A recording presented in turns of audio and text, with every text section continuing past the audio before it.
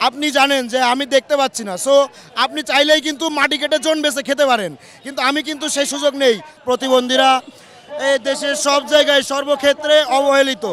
তো আমাদের অল্প কিছু দাবি, আমরা প্রথম এবং প্রধান দাবি হচ্ছে আমাদের কর্মসংস্থান নিশ্চিত করতে হবে। প্রথম এবং দ্বিতীয় শ্রেণীর চাকরিগুলোতে কোটা নিশ্চিত করতে হবে এবং সকল প্রতিবন্ধী শিক্ষার্থীকে বা শিক্ষিত অশিক্ষিত সকল প্রতিবন্ধীকে তার নিজ নিজ যোগ্যতা অনুযায়ী কর্মসংস্থানের ব্যবস্থা নিশ্চিত করতে হবে এবং এবং প্রতিবন্ধী ভাতা বৃদ্ধি করতে হবে এবং শ্রুতি লেখক যে নীতিমালা আছে এই নীতিমালা সংশোধন করতে হবে।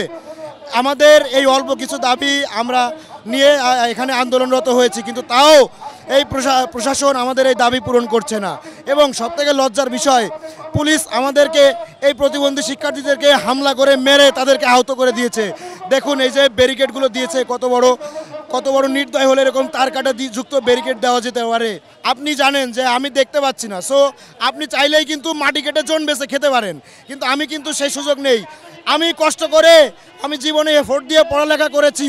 আমি বিশ্ববিদ্যালয় থেকে পড়ালেখা শেষ করে যদি আমি চাকরি না পাই, আমি কি ভিক্ষা করে খেতে পারবো? আপনারা বলেন, আমার কি সেই সুযোগ আছে?